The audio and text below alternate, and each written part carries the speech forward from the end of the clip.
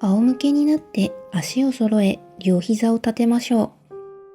左手を肩の高さに伸ばし、膝をパタンと右側に倒して、顔も右向きに。右手の人差し指で鎖骨の中心のくぼみを探し、残りの指は鎖骨の下を触ります。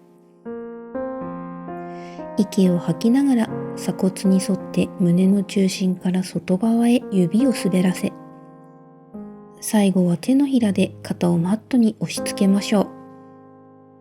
膝が浮いても構いません。深い呼吸に合わせて何度か往復しましょう。体中の老廃物を運搬する働きのあるリンパ液は、最終的に左鎖骨の下が出口となって血液と合流しています。鎖骨付近をほぐすことでリンパ液の出口の詰まりを解消しましょう。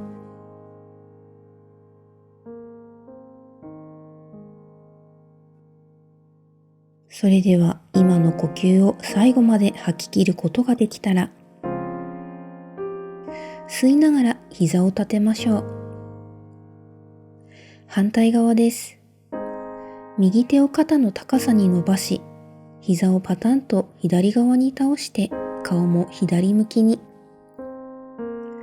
左手の人差し指で鎖骨の中心のくぼみを探し、残りの指は楽に鎖骨の下に添えて、息を吐きながら鎖骨に沿って胸の中心から外側へ指を滑らせ、最後は手のひらで肩をマットに押し付けます。呼吸に合わせてゆっくりと何度か繰り返しましょう。猫背の状態では、胸側の筋肉が縮んで硬くなるため、鎖骨も脂肪に埋もれやすくなってしまいます。吐く呼吸の最後にしっかりとマットに肩を押し付け、閉じてしまった胸を開きましょう。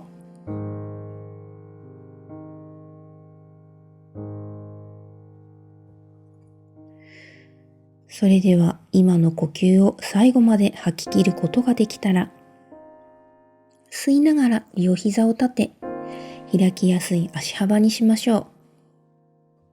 左手の手首を天井へ押し出しながら、指先を足の方へ向けます。右手で小指をつかみ、息を吐きながら、左手首を天井へ押し出し、指を反らせていきましょう。小指から手首、肘、上腕までのつながりを感じていきます。吸いながら一度肘を緩めて薬指へ移ります。吐きながら手首を天井へ押し出して、指の間を開きながらしっかりと指を反らせましょう。吸いながら肘を緩めて中指へ移ります。丁寧に息を吐きながら手首を押し出しましょう。指先に溜まった老廃物が心臓方向へ流れていくようにイメージして、吸いながら肘を緩めて、次は人差し指です。吐きながら手首を押し出します。足の方を向いていた手のひらが左外側へ開いていくのを意識します。最後に親指です。吸って肘を緩めて、吐きながら手首を押し出し、さらに手のひらを左向きに。日常生活で内側にねじれていた腕から指先までリセットします。吸いながら肘を緩めて反対側です。右手の手首を天井へ押し出しながら、指先を足の方へ向けます。左手で小指をつかみ、息を吐きながら、右手首を天井へ押し出し、指を反らせます。小指から上腕までのストレッチを心地よく味わいましょう。吸いながら一度肘を緩めて薬指へ。ゆっくりと吐きながら手首を天井へ押し出し、大きく弓形に指を反らせます。指の間もしっかりと開きましょう。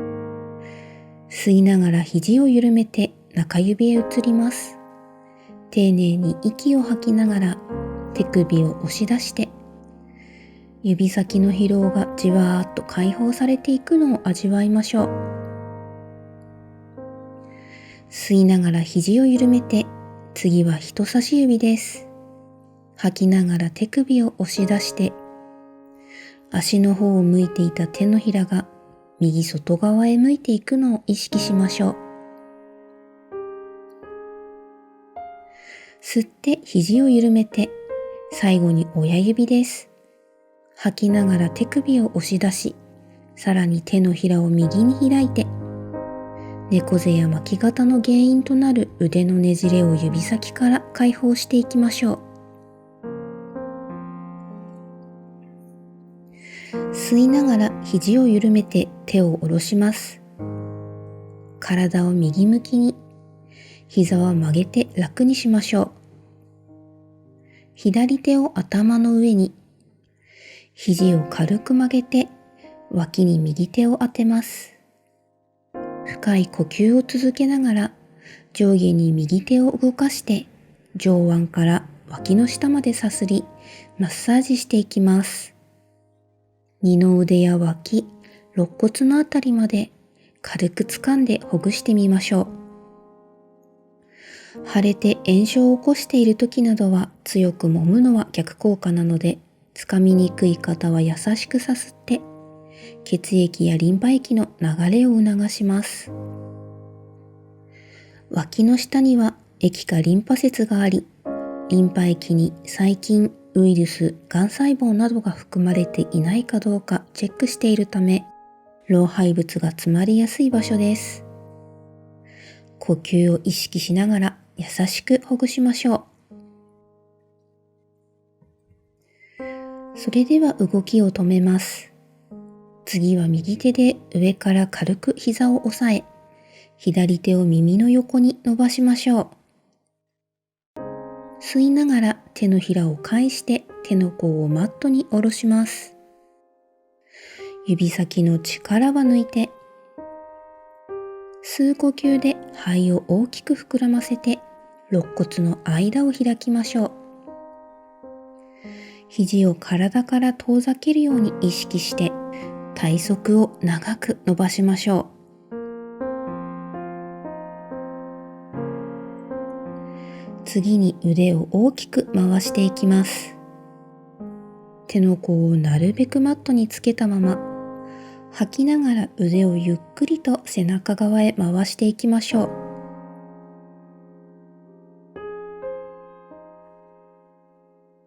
お尻まで来たら、吸いながら体の前側を通って、再び手を頭の上へ。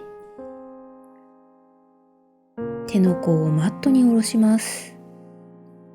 もう一度吐きながらマットの上で手の甲を滑らせ、大きな円を描いて、ゆっくりとお尻まで。吸いながら体の前側を通って、最後に手を頭の上に伸ばしましょう。一息ついたら反対側です。体を左向きに、膝は曲げて楽にします。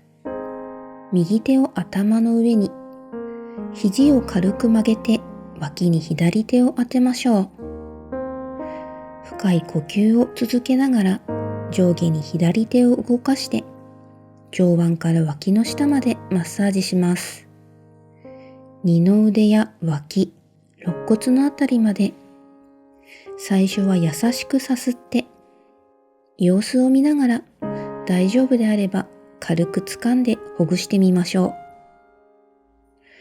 う。脇の下は肩こりに一見関係なさそうに感じますが、猫背の方は肩甲骨が背骨から離れた状態が続き、脇の下の前鋸筋が固く縮んでしまいます。触ってみると凝りを感じる方も多いと思いますので、まずはマッサージでほぐしましょう。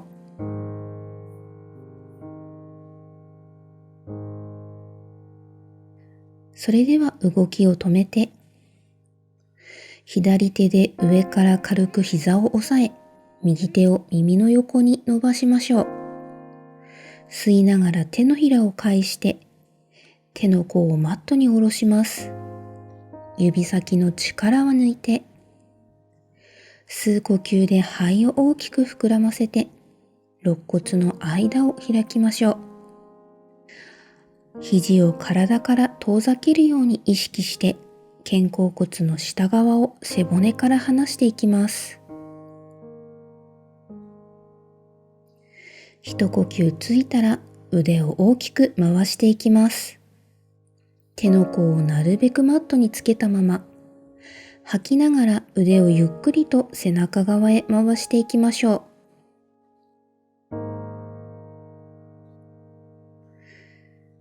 お尻まで来たら、吸いながら体の前側を通って再び手を頭の上へ。手の甲をマットに下ろします。もう一度吐きながら、マットの上で手の甲を滑らせ、大きな円を描いてお尻まで。吸って体の前側を通って、最後に手を頭の上に伸ばしましょう。それでは次はうつ伏せになります。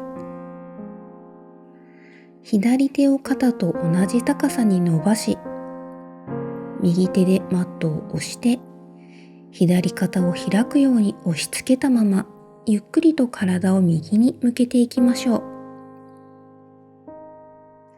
巻き肩を矯正するポーズですが、無理やり肩関節を開こうとすると痛めてしまいますので、右手で支えながら上半身の起こし具合を調整します。膝は楽に曲げて、胸の前を膨らませるように呼吸を繰り返しましょう。体の重みをすべて預けても大丈夫でしたら、右手をマットから離して腰へ添えます。さらに余裕があれば、右膝を立てて、肩関節から肩甲骨まで動いていくのを感じてみましょう。柔軟性には個人差があるので、焦らず今できるところまでで大丈夫です。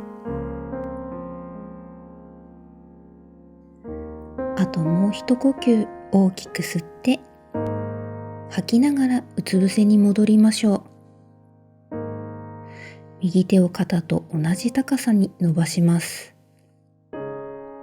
左手でマットを押して、ゆっくりと体を左に向けましょう。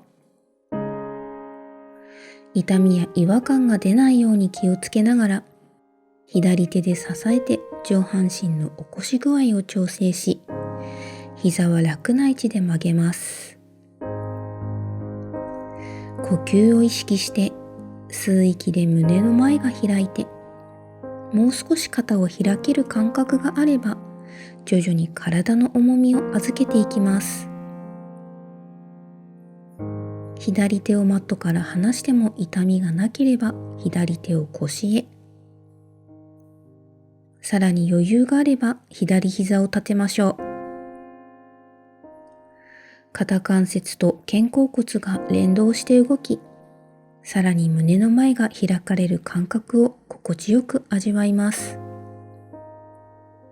胸にいっぱい新鮮な呼吸を取り入れて全身に行き渡らせましょう。あともう一呼吸、大きく吸って、吐きながらうつ伏せに戻りましょう。お疲れ様でした。うつ伏せのままお休みしたい方は、顔を右か左に傾けたり、手足の位置を変えて楽にしましょう。